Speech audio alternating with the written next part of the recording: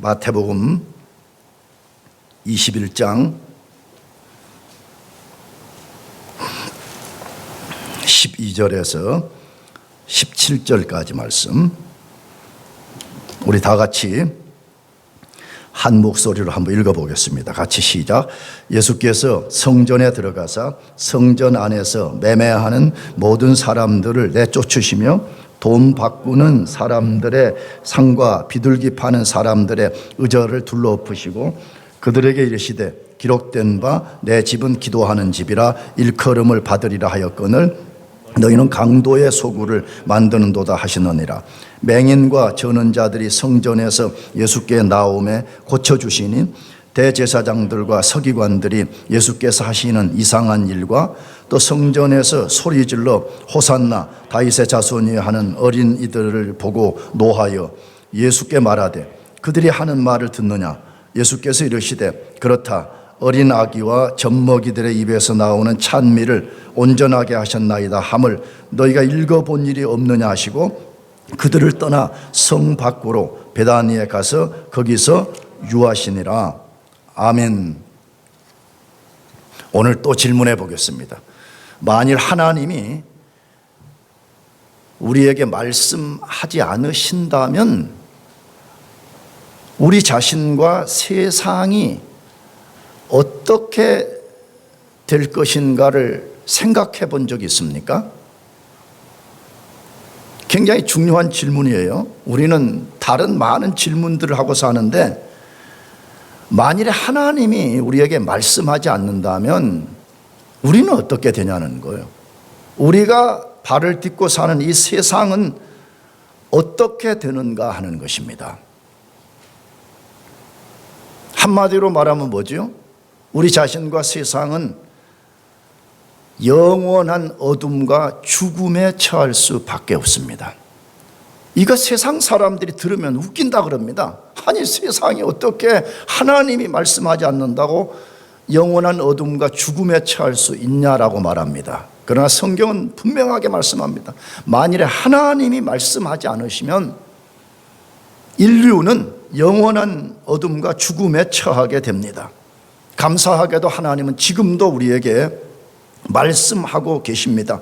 그러면 하나님은 우리에게 어떻게 말씀하실까요? 어떤 방식으로 말씀하시냐 하는 것입니다. 이것도 우리가 잘 들어야 됩니다. 우리 교우들에게는 많이 말했기 때문에 더 강조하지 않고 싶은데 얼마나 많은 사람들이 허망한 방식으로, 거짓된 방식으로 하나님의 말씀을 들으려고 하는지 모릅니다. 그러면 성경은 하나님이 어떤 방식으로 우리에게 말씀하신다고 합니까? 자신의 아들 예수 그리스도를 통해서 말씀한다고 말씀합니다. 하나님이 어떻게 말씀해요? 그러면 다시 누구를 통해서 한다고요? 예수 그리스도를 통해서 말씀한다고 말씀합니다. 그렇기 때문에 이 교리 가르침은 매우 중요합니다. 오늘 참 기독교와 거짓 기독교를 구분하는 굉장히 중요한 시금석 중에 하나는 우리는 하나님의 말씀을 무엇을 통해서 듣느냐가 그걸 결정내는 것입니다. 그런데 오늘 의외로 이 하이테크 시대에 하이터치, 거짓된 것을 쫓는 그리스도인들이 얼마나 많은지 모릅니다. 그런데 성경은 단호하게 말합니다. 하나님은 자신의 아들을 통해서만 우리에게 말씀하신다라고 합니다. 근데 그 사실을 가장 잘 보여주는 성경이 히브리서 1장 1절에서 2절 말씀인데 읽어보겠습니다. 옛적에 선지자들을 통하여 여러 부분과 여러 모양으로 우리 조상들에게 말씀하신 하나님이 이 모든 날 마지막에는 아들을 통하여 우리에게 말씀하셨으니 이 아들을 만유의 상속자로 세우시고 또 그로 말미암아 모든 세계를 지으셨느니라. 자, 이 말씀은 아주 분명한 대조를 이룹니다. 예수 그리스도 전에 옛적에는 하나님이 어떤 방식으로 말했고 예수 그리스도가 이 세상에 오신 이후에는 어떤 방식으로 말했느냐를 소개하는데 이 모든 날 마지막에는 지금 현재 시대를 말하는 거죠. 예수님이 이 땅에 오심으로부터 종말이 시작되었는데 이 종말 시대에는 하나님이 그 아들을 통해서 우리에게 말씀하신다라고 되어 있습니다. 그러므로 예수님은 하나님의 최종 계시자요 최종 계시의 완성자인 것입니다. 따라서 누구든지 예수님을 통해서만 하나님의 말씀을 들을 수가 있습니다. 그러므로 우리가 집중해야 되는 것은 예수님이 어떤 방식으로서 자기 자신을 우리에게 계시해 주는지를 우리가 알아야 됩니다. 예수님은 두 가지 방식으로 자기 자신을 우리에게 계시한다라고 지난주에 제가 말씀드렸습니다. 다시 복습해 보면 첫째 방식은 뭐죠? 예수님이 직접 말씀하셨습니다. 그가 설교를 통해서 혹은 아니면 제자들을 가르치는 방식을 통해서 자기 자신을 드러냈습니다.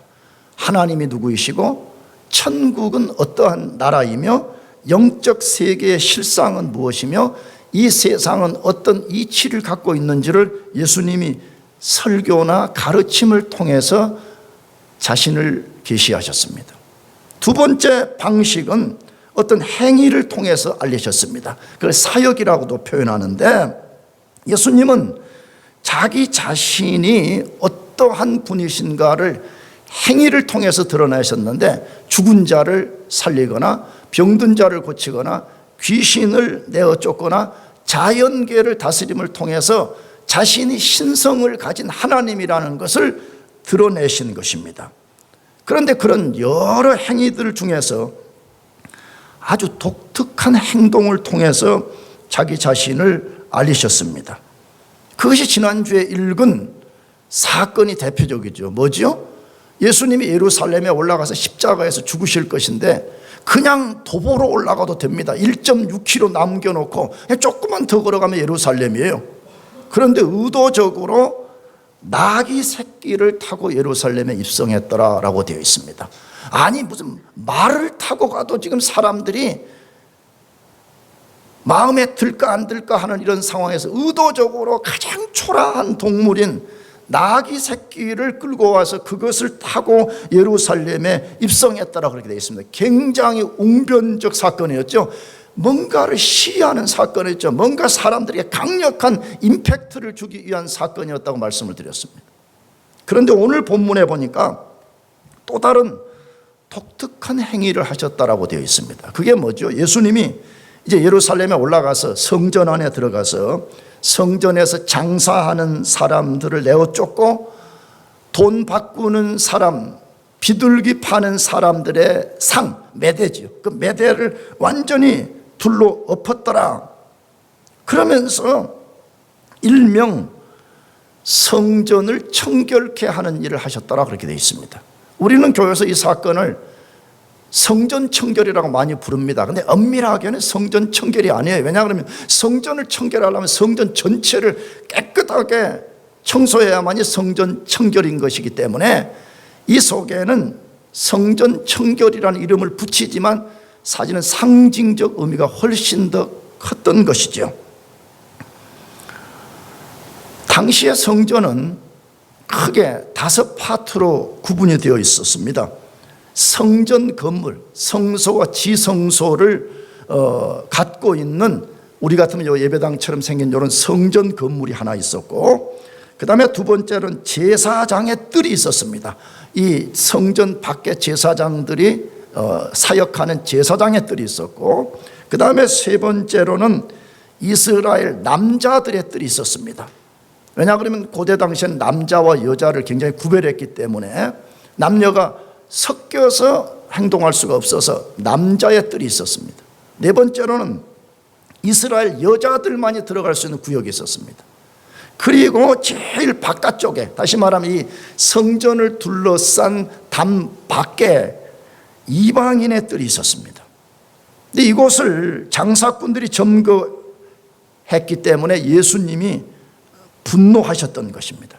그래서 그 사람들을 거기서 내어 쫓았더라 이렇게 되어 있습니다. 그런데 이 사건을 해방신학자들, 주로 해방신학은 남미에서 시작이 되었는데 해방신학자들은 이 사건을 근거로 우리 기독교인들도 폭력을 사용한다 된다고 주장한 것입니다. 그래서 70년대 후반에 이 해방신학자들이 이 세상의 불합리한 구조를 해결하기 위해서는 폭력을 사용해야 된다 그래 총을 들고 다니고 막 그런 적이 있었습니다. 그런데 성경은 어떤 것도 예수님이 폭력을 사용했다고 가르치지 않습니다. 예수님 폭력을 사용한 적이 없었습니다. 만일에 예수님이 폭력을 그들의 주장처럼 사용했다 그러면 예수님은 바로 그 자리에서 로마 군병들에게 체포되어 버립니다. 왜 그랬느냐? 로마인들이 볼 때에 동방의 가장 골치 아픈 나라는 이스라엘이었습니다. 그 이스라엘의 가장 골치 아픈 장소는 어디였냐 그러면 예루살렘 성전이었습니다. 그래서 로마의 안토니오 군대가 로마 성전 북쪽에 강력한 안토니오 군대를 주둔시켰을 뿐만 아니라 성 북쪽에 높은 망대를 세워가지고 24시간 동안 성전을 감시했습니다. 만일에 성전에서 조금이라도 폭력적 행사가 일어나거나 로마를 저항하는 행위가 일어나면 안토니오 군대를 집어넣어가지고 완전하게 진멸시켜버리는 거죠. 그러므로 예수님은 그 안에서 단 1도 폭력적 행사를 사용한 것이 아니었습니다. 자, 그러면 왜 예수님은 성전에서 이런 독특한 행위를 하셨냐는 것입니다. 첫 번째로는 모든 종교적 외식과 위선을 버리라고 그렇게 하신 것입니다. 모든 종교적 뭘 버리라고요? 외식 혹은 아니면 위선 혹은 거짓을 버리라고 그렇게 하신 것입니다. 예수님이 성전에 들어가 하신 일이 무엇인지를 우리가 다시 한번 읽어보겠습니다. 21장 12절에서 13절, 예수께서 성전에 들어가사 성전 안에서 매매하는 모든 사람들을 내어 쫓으시며 돈 바꾸는 사람들의 상과 비둘기 파는 사람들의 의자를 둘러 엎으시고 그들에게 이르시되 기록된 바 내 집은 기도하는 집이라 일컬음을 받으리라 하였거늘 너희는 강도의 소굴을 만드는도다 하시니라 라고 되었습니다. 다시 예수님 뭐 하셨다 그래요? 여기는 지금 이방인의 뜰을 가리키는 곳인데 여기 들어가셔서 매매하는 사람들을 내어 쫓고 돈 바꾸는 사람들의 상과 비둘기 파는 사람들의 상을 둘러 엎으셨다라고 하면서 동시에 뭐라고 했대요? 그들을 향해서 성전을 강도의 구렬, 강도의 집으로 만들었다고 말씀하셨습니다. 왜 그렇게 분노하셨을까요? 왜 흔히 우리가 알잖아요. 사랑이신 예수님이 성전에 들어가서 이렇게 분노하셨냐 하는 것입니다. 우리가 그 이유를 알려면 왜 사람들이 성전 안에 있는 이방인의 뜰에서 장사를 하게 되었는지를 먼저 알아야 됩니다. 왜 장사치들이 이방인의 뜰을 점거해버렸냐는 것입니다. 우리가 알지만 이스라엘의 성인 남자들은 1년에 반드시 3번 예루살렘에 올라가서 성전에서 제사를 드려야 됐습니다. 첫 번째는 늦은 봄의 유월절, 지금 예수님이 그때 올라가신 거거든요.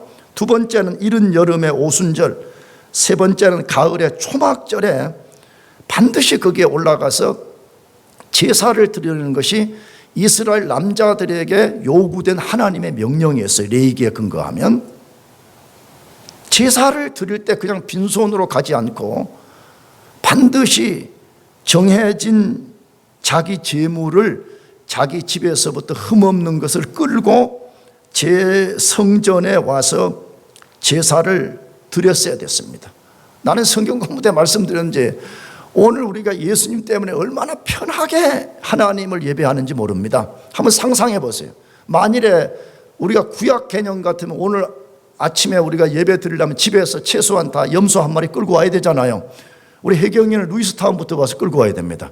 여러분, 염소는요 아무나 끌고 다니는 게 아니에요. 그러면 가다가 어떻게 되죠? 말 안 들으면 기분 나빠가지고 빨리 안 간다. 발로 걷어차면 염소 막 껍질 벗겨주고 털 빠지면요 그거 제물도 될 수도 없는 거예요. 근데 우리 어떻게 해요? 자다가 눈곱만 떼고 와서 막 예배 드리잖아요. 막 헐레벌떡 와가지고 막 반은 졸고 예수님 때문에 은혜로 드리는 줄 믿으시기 바랍니다.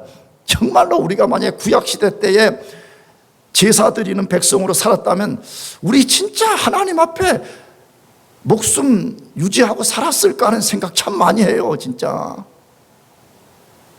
근데 그것만이 아니고 성전에 가서 제사를 드리려면 반드시 성전세를 냈어야 돼요.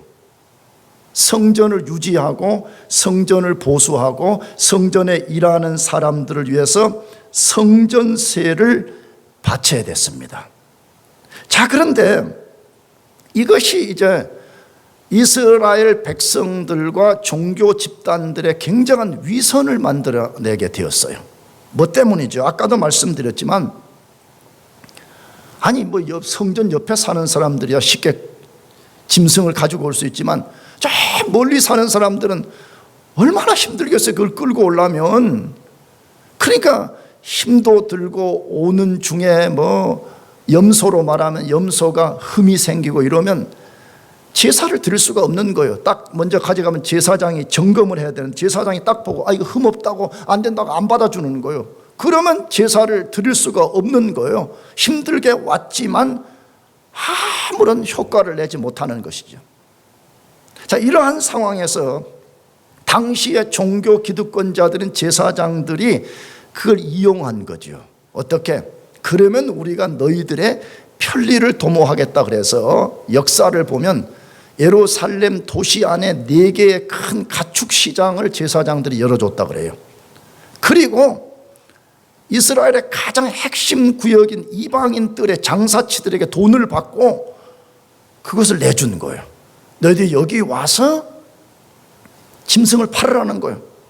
그러면서 짐승의 가격을 터무니없이 올려가지고 받고, 심지어는 성전세를 바칠 때에 당시에 로마가 지배했기 때문에 통용된 돈은 로마의 드라크마라는 돈이 사용됐습니다. 드라크마에는 로마 황제의 얼굴이 그려져 있기 때문에 그걸 성전에 바치면 그건 하나님이 받지 않는다는 논리를 펼쳐가지고 그 드라크마를 이스라엘 돈인 세겔로 바꾸게 만드는 거예요. 환전소가 생긴 거죠. 근데 환전을 그냥 정직하게 한 것이 아니라 환전하는 과정에 엄청난 폭리를 취하는 이 일을 만들어낸 것입니다.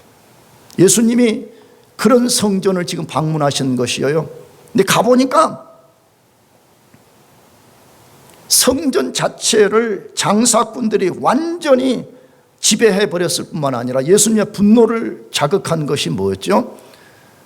제사장들이 경건과 거룩을 가장해 가지고 더 좋은 제물을 바쳐라, 로마의 황제의 형상이 없는 돈을 바쳐라는 굉장히 명목 좋은 거룩과 경건을 가장해 가지고 자기 욕망을 성취하는 그 모습을 볼 때 예수님이 견딜 수가 없었어요. 나가서 이스라엘 백성들도 마찬가지였습니다. 자기 집에서부터 짐승을 갖고 오게 한 것은 굉장히 불편한 거죠. 근데 그 의도가 뭐였겠어요? 나는 그걸 생각해 봤거든요. 아니, 하나님이 그냥 처음부터 짐승은 이방인의 뜰에 짐승 매매소를 차릴 거니까 너희는 그 돈 주고 사다가 바쳐라 그래도 되는데 왜 자기 집에서 가져오게 했냐는 것이 묵상이죠. 메디테이션이에요. 무엇을? 이 짐승이 죽임을 당하는 것처럼 원래는 내 죄 때문에 내가 죽어야 되는데 이 짐승이 대신 죽는다는 것을 깊이 생각하게 만드는 거잖아요. 그런데 그런 거 생각할 것도 불편하다는 것이에요. 그냥 편리하게 종교 생활하자는 거예요. 편리하면 최고다 이거잖아요. 여러분, 모든 불편함이 경건의 표준은 아니지만 굉장히 조심해야 됩니다. 오늘 기독교인들이 갈수록 편리주의에 사로잡혀 버렸습니다. 조금만 불편하면 하나님 앞에서 마땅히 해야 될 그리스도인들의 의무를 포기해 버립니다. 그 중에 하나가 뭐죠? 마태복음 25장은 24장의 종말을 소개하고 예수님이 생각지 않은 때 오신다는 것을 이그젬플을 들어놓은 것인데 열처녀 비유잖아요. 5명의 처녀들은 등불과 기름을 들고 갔고 나머지 5명은 등불만 갖고 갔더라 그랬습니다. 여러분, 우리 알잖아요. 불편하면 싫다니까 누구든지요.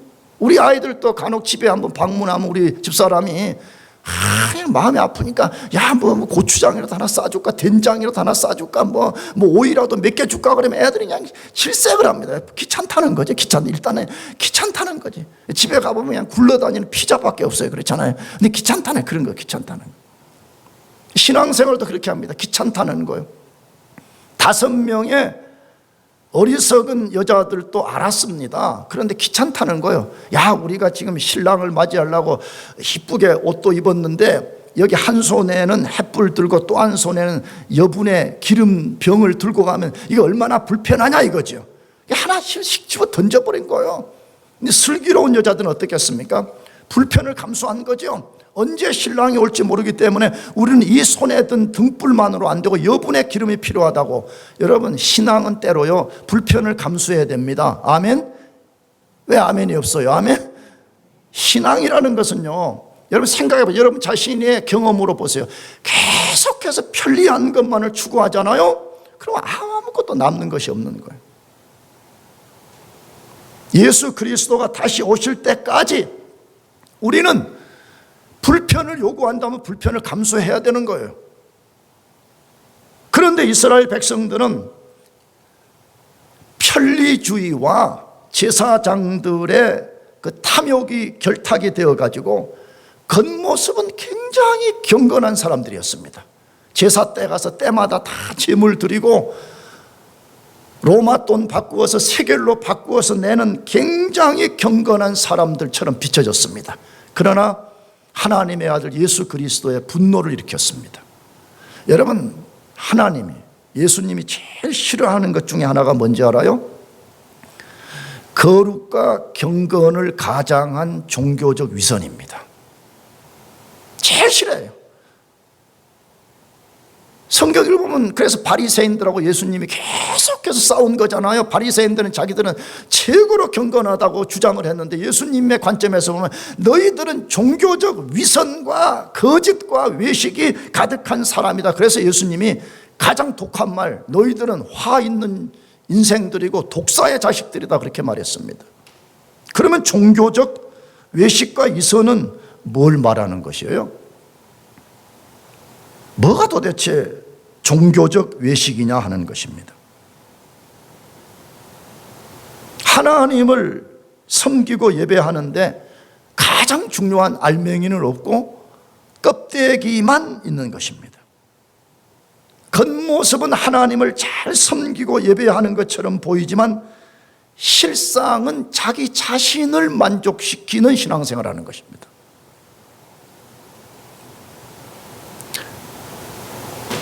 그렇게 하면 사람들의 칭찬을 받습니다. 아, 장부한 목사 되게 경건해. 아, 무슨 집사 되게 경건해. 사람들의 굉장한 칭찬을 받을 수는 있지만 하나님께는 전혀 인정되지 않는 삶, 그걸 종교적 위선, 외식이라 그렇게 말합니다. 우리 다시 생각해 봅시다. 이스라엘 백성들의 문제가 뭐라고요?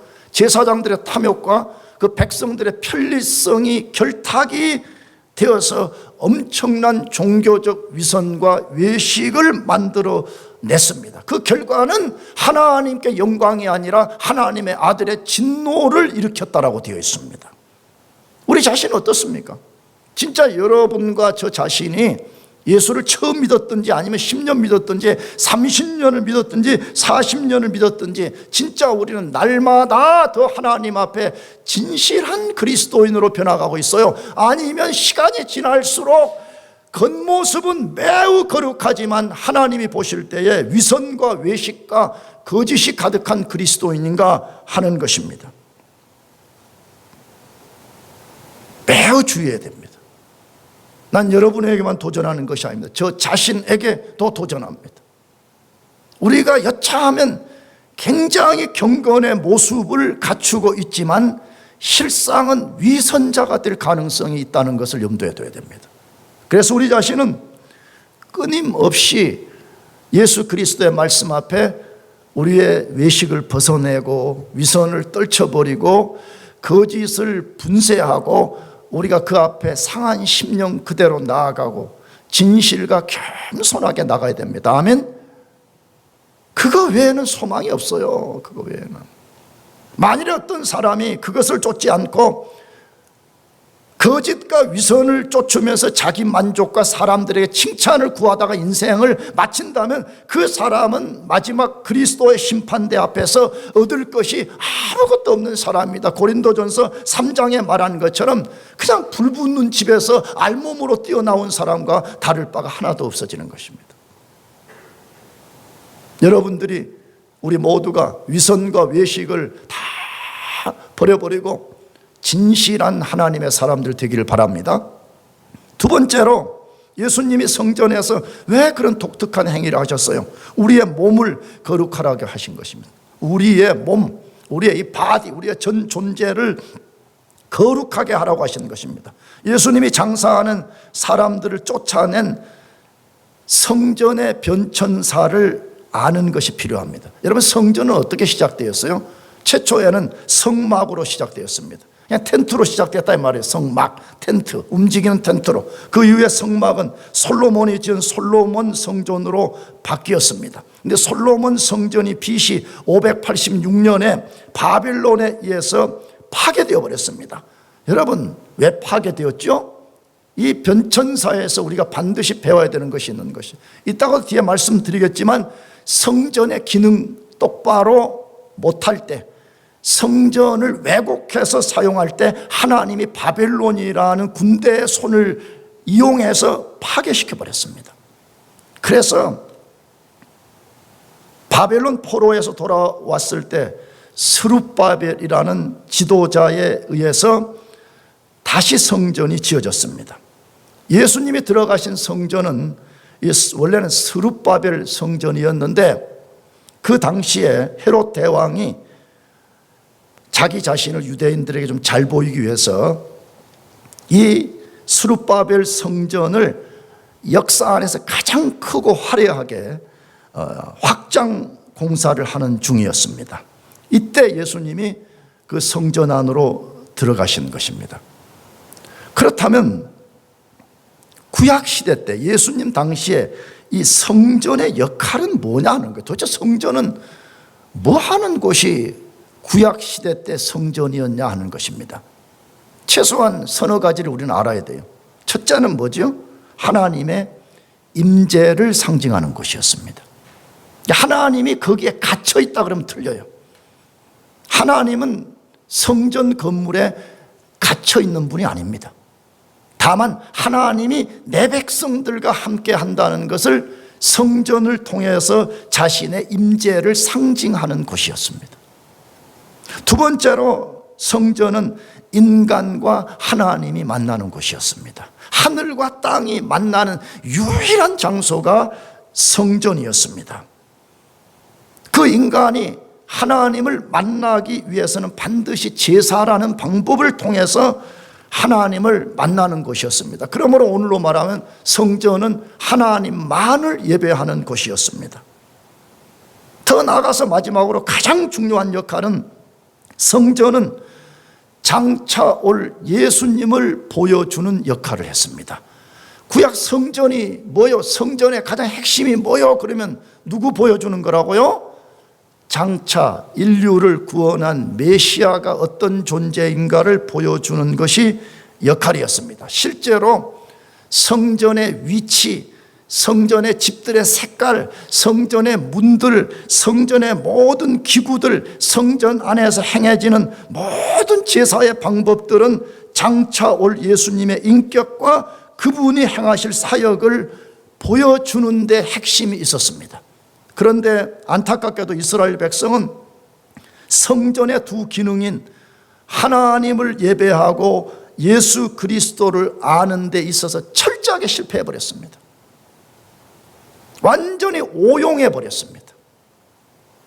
하나님이, 죄송해요, 나처럼 멍청한 인간들에게 깨우침을 주려고 그림 언어 같은 걸 통해서 분명하게 보여줬는데, 그걸 통해 가지고 정확하게 이해하기는커녕 오용해 버렸습니다. 성전의 역할, 성전의 본래적 의미를 완전히 훼손해 버렸을 뿐만 아니라 예수 그리스도가 왔을 때에 예수님을 철저히 배척해 버렸습니다. 결과는 뭐였죠? 하나님이 참고 기다리시다가 끝까지 이스라엘 백성들이 그렇게 하게 될 때에 성전을 파괴시켜 버렸습니다. 역사를 보세요. 아까 솔로몬 성전이 파괴되었습니다. 헤롯 대왕이 가장 화려하게 지었던 이 성전은 AD 60년에 하나님이 로마 군대의 손을 빌어서 완전히 파괴시켜버렸습니다. 왜 그런 것이에요? 하나님이 분명히 보여준 거거든요. 성전의 역할과 성전은 예수 그리스도를 보여주는 것이라고 했음에도 불구하고 그들은 성전을 그토록 소중히 여겼으면서도 정작 성전의 실체가 왔을 때에 예수 그리스도를 십자가에 못 박아 죽여버렸습니다. 그래서 하나님이 이 성전을 파괴시켜버리고 예수님이 선언하신 것이죠. 뭐라고? 내가 성전이다. 내가 누구라고요? 성전이라는 것이, 너희들이 이제 하나님께 나아가는 유일한 길은 나 참 성전인 예수 그리스도를 통해서만 가능하다라고 말씀했습니다. 그런데 놀라운 사실은 예수님이 예수 그리스도를 자신의 구주로 진짜 믿고 본어교인이 되어서 성령을 모시고 사는 사람은 다 성전이라고 선언했습니다. 할렐루야. 이게 놀라운 거예요, 사실은요. 그러니까 우리 그리스도인들이 계속해서 성경을 묵상하면서 그리스도인이 된다는 말은 도대체 무엇을 말하는지를 깊이 인식해야 됩니다. 이걸 모르니까 사람들이 나 예수 믿어요 그렇게 말은 하는데 삶의 방식을 보면 예수 안 믿는 것처럼 느껴져요. 뭐 과거에 상처가 뭐 많다는 둥 뭐 막 그런 소리 하면서 인간이 절망 가운데 빠져 있습니다. 맞습니다. 우리는 과거에 죄 가운데 살 때에 철저하게 죄의 지배를 당하고 마귀의 지배를 당하고 이 세상의 지배를 당해가지고 상상할 수 없는 상처와 비참함을 갖고 있었던 것이 사실입니다. 그러나 그런 우리를 구원하기 위해서 예수님이 이 땅에 오셔서 우리 죄를 대신해 십자가에 죽으시고 그 십자가에 달리신 예수님을 구주로 믿을 때에 우리 속에 죄가 씻음받고 거룩한 하나님의 성령이 우리 속에 들어오신 것입니다. 그 성령이 고장난 우리 인생을 바꾸고 상처난 인생을 변화시키고 무식한 인간을 유식하게 만들고 자기 정체성의 상실 때문에 신음하는 인간들을 하늘의 신령한 자리로 옮겨놔가지고 우리 자신을 놀라운 존재로 만든 것입니다. 근데 그걸 몰라요. 내가 언젠가 성경 공부 때 말했듯이 예수님을 자신의 구주로 영접한다는 말은요, 그 뭐 예수를 10년 믿었냐 20년 그런 거 말아. 진짜 그 순간에 예수님을 구주로 영접하면요, 성경은 새로운 피조물이 되었다라고 말하는데 그걸 뭐라고 비유할 수 있냐 그러면 하나님이 우리한테 10억씩을 준 거야. 전부 다 10억씩을 다 그냥 10억씩을 전부 다 준 거야. 우리가 예수 믿어 본어교인 된 순간에 우리 10억을 다 가지고 있어. 여러분 10억 작은 돈이 아니잖아요. 그렇죠? 그러면 어떻게 이제 내가 그걸 막 쓰면 되잖아요. 내 안에 10억 있다는 거. 내가 10억 있어요. 여기 우리 혜경이도 10억 있어요. 근데 나는 10억 있는 줄을 모르고 맨날 혜경이만 보면 내가 이렇게 말해. 아, 혜경 자매 돈 있으면 라면 하나 끓여 사주실래요? 햄버거 혹시 가능하겠어요? 아니 나에게도 10억 있다니까. 근데 그걸 모르는 거예요. 그리스도인이 되면 자기 정체성이 어떻게 변화되고 자기가 얼마나 큰 프리빌리지를 갖고 있는지를 전혀 모르니까 10억이 있는데도 불구하고 맨날 거지처럼 사는 거예요. 어깨가 늘 움츠려져 있어요. 당당하지를 못해요. 그런데 성경은 말합니다. 뭐라고? 그 위대한 성전이 예수 그리스도를 구주로 믿는 사람들이 그 순간에 이제 하나님의 성전이 되었다고 말해요. 그것을 어디서 말해요? 고린도전서 3장 16절. 너희는 너희가 하나님의 성전인 것과 하나님의 성령이 너희 안에 계신 것을 뭐하지 못하느냐? 이 말이 중요해요. 너희들은 성전이 되었으니까 너희는 마땅히 이걸 알아야 된다 이 말이에요. 근데 자기가 성전된 줄도 모르고 사는 거예요. 성전된 줄도 모르고 사는 그리스도인들이 많은 거잖아요. 고린도 교인들처럼 말이에요. 멍청하게. 그러니까 지금 수사학적 질문을 던진 거잖아요. 너희가 진짜 예수 믿어 구원받았느냐? 그러면 너희는 이제 하나님의 성전이 되었다. 너희가 이걸 반드시 알고 있어야 되는데 너희는 똑바로 모른다. 지금 그 말을 하고 싶은 거죠, 사도 바울이. 예수 믿어 거듭나면 뭐 잘 믿든 못 믿든 오래 믿었든 적게 믿었든 뭐 그 사람이 교회에서 뭐 집사든 아니든 목사든 뭐 아무 상관없이 그 순간에 하나님의 성전이 되는 것입니다. 믿습니까? 왜? 예수 그리스도의 영이신 성령이 그 사람 속에 와 계시기 때문에 그런 것입니다. 그러면 성전에 유일한 요구가 하나 있어요. 성전된 그리스도인들에게 유일한 요구가 하나 있는데 그것은 거룩함입니다. 왜? 하나님을 모신 사람이 거룩하게 살지 않는다? 그건 논리모순인 거잖아요. 하나님을 모신 성전이 되었다면 너희는 마땅히 거룩한 삶을 살아야 된다. 이것이 성경의 가르침이라 이거예요. 너희들이 만약에 성전이 되었으면서도 거룩하게 살지 않는다면 구약의 성전 역사에서 보듯이 성전을 더럽힐 때 하나님이 때로는 성전을 파괴시켜버린 것처럼 너희들을 파괴할 수 있다. 이게 성경의 가르침인 거예요. 아니 목사님 너무 심하지 않아요? 아니 그리스도인도 성전이 된 후에 파괴될 수 있다고요? 있다고 말합니다. 고린도전서 3장 17절 명철아 뛰어넘어서 미안해. 3장 17절 같이 읽어보겠습니다. 시작. 누구든지 하나님의 성전을 더럽히면 하나님이 그 사람을 멸하시리라. 하나님의 성전은 거룩하니 너희도 그러하니라. 다른 설명이 필요 없지 않아요? 누구든지 예수 믿으면 그 순간에 하나님의 성전이 되는데 하나님의 성전된 몸을 더럽힌 사람은 그 사람을 하나님이 멸하신다. 파괴시킨다 그 말이죠. 물론 지옥 가게 하지는 않으시겠죠. 여러 다른 교리에 근거하면. 그러나 하나님이 그 더러움과 부패와 그 훼손에서부터 돌아서도록 징계라는 심판을 내린다고 분명하게 성경은 말씀하고 있는 것이에요. 그러므로 우리 그리스도인들의 가장 중요한 비전 중에 하나가 뭐냐면 내가 하나님 앞에 거룩하게 사는 거예요. 아멘. 여러분 거룩이 능력인 걸 믿어야 돼. 거룩이 축복인 걸 믿어야 돼. 아멘. 근데 우리들이 착각하거든요. 목사님 그 거룩하게 살면 그 힘들지 않아요? 거룩하게 살려면 이 세상의 모든 즐거움들도 버려버리고 재미없이 살아야 되잖아요. 그렇게 말하는 사람들이 있으면 이해됩니다. 나도 옛날에 몰랐을 때는 그랬는데. 근데 그것은 마귀와 죄에 속는 거예요. 여러분 우리가 거룩하게 사는 것이 최고의 기쁨을 누리는 것이고요. 거룩하게 살 때만이 하나님의 능력이 우리 속에 나와서 우리가 능력 있는 삶을 살게 돼요. 아멘. 그래서 성경은 거룩이 능력이라 그렇게 말하는 것이에요. 근데 얼마나 많은 사람들이 성전의 장사꾼들처럼 성전을 자기 탐욕을 취하는 제사장들처럼 변질이 되어가지고 지옥 가기는 싫으니까 지옥 안 가려고 보험을 하나 들어놓는 거죠. 예수 믿는다는 보험을 들어놓고 삶의 방식은 자기 성전된 몸을 철저하게 더럽히면서 살아가고 있는 것이에요. 여러분 그런 사람은 그리스도의 진노를 불러일으키는 것입니다.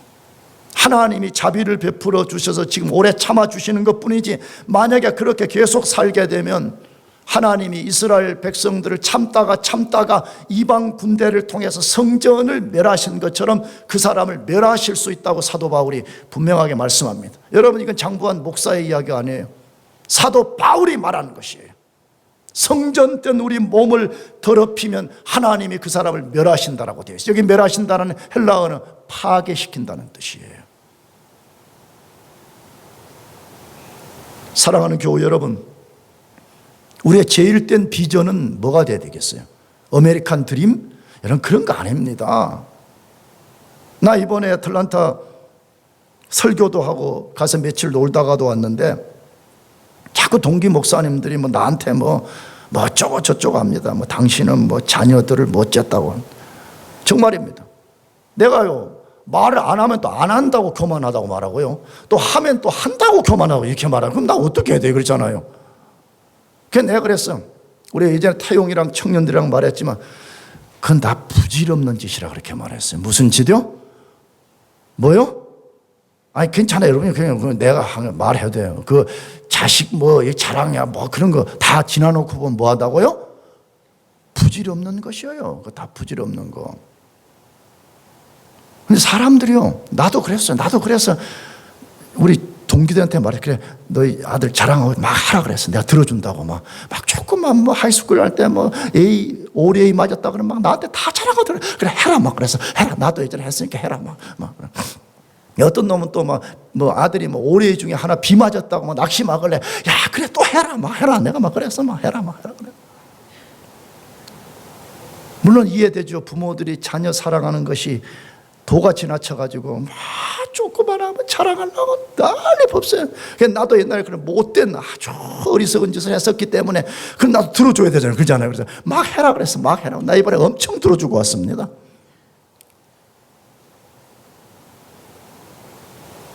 여러분, 그런 것이 우리 비전 아니에요. 우리의 비전은 하나님이 그의 아들 예수 그리스도의 고귀한 피로써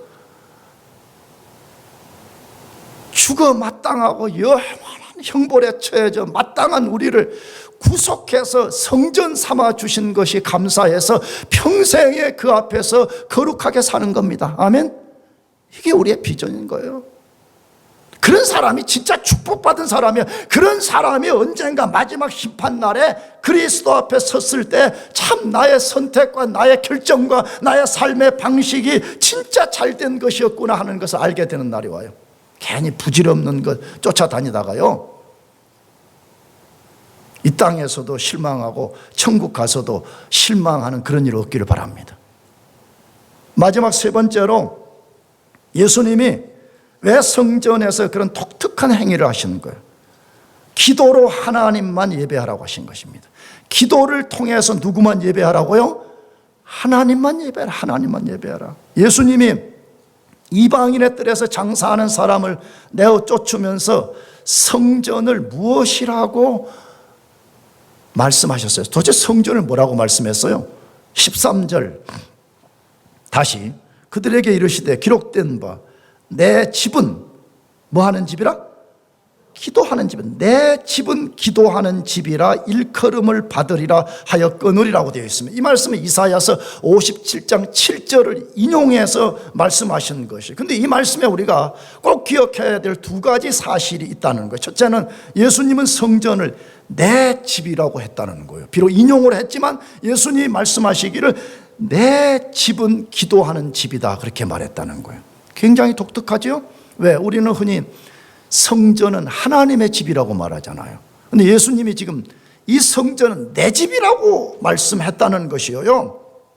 왜 예수님이 내 집이라고 하신 것이에요? 그거 알려면 예수님이 누구인가를 알아야 되죠? 예수님은 그냥 단순한 우리 같은 인간 중에 한 명이 아니었습니다. 그분은 본래 하나님입니다. 믿습니까? 본래 그는 제2 위격을 가지신 하나님이십니다. 그 하나님이 우리 구원하기 위해서 인간의 몸을 입고 이 땅에 오신 것 뿐인 것입니다. 그렇기 때문에 지금 이 집을 내 집이라 그렇게 말씀하는 것은 내가 곧 하나님이다 이걸 주장하는 거죠. 근데 마태복음의 핵심은 뭐죠? 마태복음은 예수님이 하나님이다 이거 증거하는 거잖아요. 그렇죠? 예수가 하나님이에요. 믿습니까? 그러므로 여러분, 예수님을 폄하해서는 안 됩니다. 예수님 갖고 장난치면 안 됩니다. 예수님을 가볍게 여겨서는 안 됩니다. 예수님은 본래 하나님이셨습니다. 여러분, 그것을 꼭 믿어야 돼요. 그걸 의심 없이 절대적으로 믿고, 내가 예수님 의지하면 내 인생의 난제를 이길 수 있다는 근거는 뭐냐 그러면 내가 의지하는 그분이 하나님이시기 때문에 가능한 거예요. 두 번째로, 예수님이 성전을 가리켜서 뭐라고 했어요? 내 집은 뭐 하는 집이다? 기도하는 집이라고 하셨습니다. 이것도 독특하잖아요. 우리가 알지만 성전의 원래 기능은 제물을 갖다가 바쳐서 제사하는 곳입니다. 그런데 예수님은 내 집은 제사하는 집이라고 말하지 않고 기도하는 집이라고 하신 것에 주목할 필요가 있습니다. 왜 그러면 예수님은 성전을 제사하는 집이라고 하지 않고 기도하는 집이라고 말씀하셨냐 하는 것입니다. 제사 혹은 예배에서 기도가 얼마나 중요한 것인지를 알리기 위함이죠. 생각합시다. 만약 어떤 사람이 하나님을 예배, 제사한다고 값비싼 제물 한 마리를 갖다 제단에 바치지만 거기에 자기 마음을 실지도 않아요. 상한 마음을 올려놓지도 않아요. 자기의 간절한 소망을 올려놓지도 않아요. 그리고 그냥 비싼 제물 한 마리 탁 올려놓고 돌아서는데 자기는 만족하지만 하나님은 이사야서 말씀처럼 혐오스럽다고. 야, 너가 재물을 사다가 제단에다가 불을 태워서 향기를 올, 내가 이제 냄새 지겹다, 너가 올리는 냄새 지겹다 이거잖아요. 무슨 말이죠?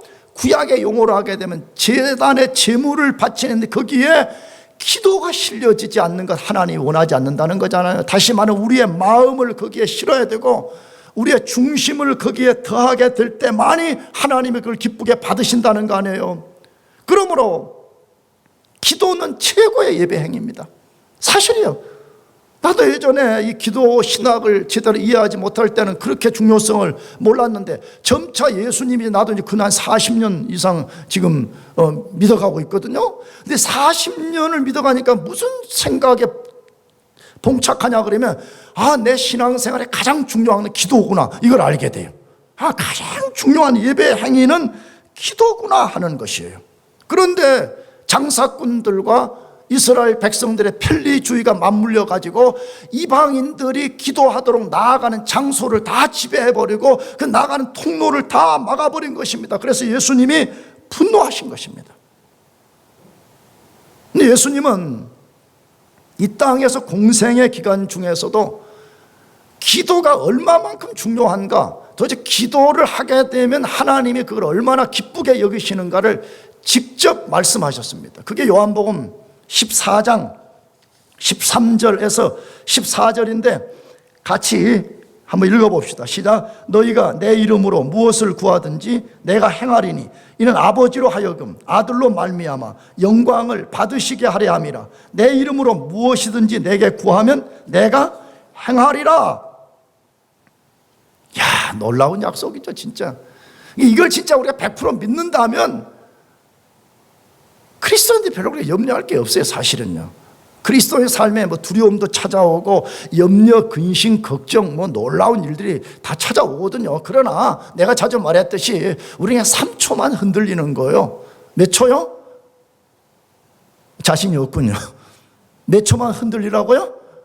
그러니까 내가 그때 조금 타협해 줬어요. 우리 교인들은 아직 나처럼, 이 장부한 목사처럼 믿음이 없으니까 3초는 우리는 아직 목사 이건 너무 짧아요. 그래서 우리가 그때 30분 하기로 했어요. 얼마요? 30분만 흔들리는 거예요. 갑자기 어쨌습니다. 누가 막 죽게 됐습니다. 그러면 우리는 신앙이 없으니까 3초는 좀 힘들고, 얼마요? 30초 어디 구석에 가서 울기도 하고 하나님께 욕도 하고 하나님 내가 그동안 주일학교부터 교회 다녔는데 이게 무슨 꼴이에요 그러면서 몇 분만 하자고요? 30분만 데몬스트레이션을 하는 거예요. 딱 시간 보고 29분 59초가 되면 어떻게 해야 돼요? 눈물 뚝, 불평 뚝, 근심 뚝 해야 됩니다. 왜냐? 우리에게는 그 모든 것을 이길 수 있는 기도라는 엄청난 특권과 영광을 하나님이 우리에게 주셨기 때문입니다. 뭐라고 했어요? 예수님이 너희가 내 이름으로 기도하면 하나님이 반드시 응답을 한다는. 왜? 그걸 통해 영광을 받으시기 위함이라는 것이, 예수의 이름이 얼마나 존귀한지, 너희들이 예수의 이름을 의지하고 기도를 한다고 하면 하나님이 예수의 이름 때문에 응답을 할 것이라 이렇게 말하는 것이죠. 그러므로 기도는 가장 중요한 예배 행위입니다. 너무 많은 사람들이 안타까워요. 기도를 어떻게 이해하고 있냐 그러면 기도는 그냥 목사님 같은 그냥 목회를 밥벌이로 하는 사람들이나 하는 거고, 기도는 그냥 내가 뭔가 물리적인 필요가 있을 때만 하는 거라고 여기는 거예요. 우리 아들 장가가게 해주세요. 나 결혼하게 해주세요. 우리 아이 좋은 학교 가게 해주세요. 돈 없어요. 맨날 이런 것만 기도하는 거라고 여기는 거예요. 그러니까 어떻게 생각하냐? 그럼 필요가 없을 때는 그건 기도 안 해도 된다고 생각해요, 사람들이. 그러니까 기도를 죽기보다 싫어해. 우리가 그러잖아요. 저 블랙모션한 여기서 가서 고기 구워 먹자 그러면 여기서 거의 30분 산길로 가야 되거든요. 블랙모션한 가려면. 근데 여기서 우리가 모시에 우리가 여기서 갈비를 구워 먹습니다 그러면 다 모입니다. 할렐루야. 근데 우리가 모시에 영광교회에서 우리가 기도하겠습니다 그러면 거의 안 모입니다. 그런 사람들은 기도는 뭐예요? 그러면 알레딘 램프에서 지니 같은 역할을 한다 그렇게 생각하는 거예요. 내 필요한 것만 내가 탁 말하면 그냥 채워주고 그 다음에 주면 끝이다 이렇게 생각하는데, 성경은 기도는 그런 것이 아니라 하나님을 예배하는 가장 중요한 수단이라고 말해. 내가 물리적인 무엇을 손에 넣느냐 안 넣느냐 그런 것은 두 번째 문제이고, 우주의 왕이신 그분과 내가 친밀한 교제를 통해서 내가 그분을 알아가고 내가 그분 안에서 발견되고 그분이 내 안에서 발견되는 일이라 그렇게 말하는 거예요. 그러니까 여러분, 기도가 얼마나 하고 싶어요. 그렇잖아요. 내가 자주 예를 들어요, 남녀 간의 사랑에만 빠지고 썸만 타도요, 안 만나면 견디지를 못합니다. 그래, 롱디 안 한다 그럽니다. 막 내가 막 여자 저기 어디 딴 주에 있는 거 해볼래 그러면, 목사님 싫습니다. I don't hate 아닌가? I hate이군요. 롱디는 싫습니다 이랍니다. 왜? 가까이서 꽁냥꽁냥 해보고 싶다 이거잖아요. 하나님과 친밀한 교통을 통해 가지고 상상할 수 없는 그분의 사랑의 부은 바를 경험하고, 나의 연약함과 상한 것을 그분에게 드러냄을 통해 가지고 내가 그 안에서 발견되는 일이 얼마나 기쁜 거예요. 그런데 우리 모두는 이스라엘 백성들이 이방인들의 기도의 장소를 장사꾼들이 지배해버린 것처럼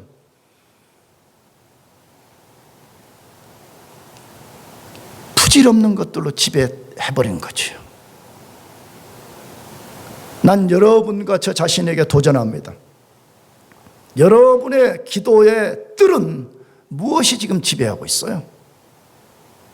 여러분 자신이 그 자리에서 기도의 사람으로서 차지하고 있습니까? 아니면 장사꾼들이 그것을 차지하고 있습니까? 난 여러분에게 호소합니다. 혹시라도 그 자리를 빼앗겼다면 여러분 다시 기도의 사람들로 회복되기를 바랍니다. 그걸 빼앗기지 말아요. 왜? 그 가장 영광스러운 특권을 왜 다른 것들에게 내어주는 거죠? 여러분이 함께 기도하면서 하나님 앞에 가장 위대한 예배, 그것을 통해서 영광을 돌리시기를 축복합니다. 기도하겠습니다.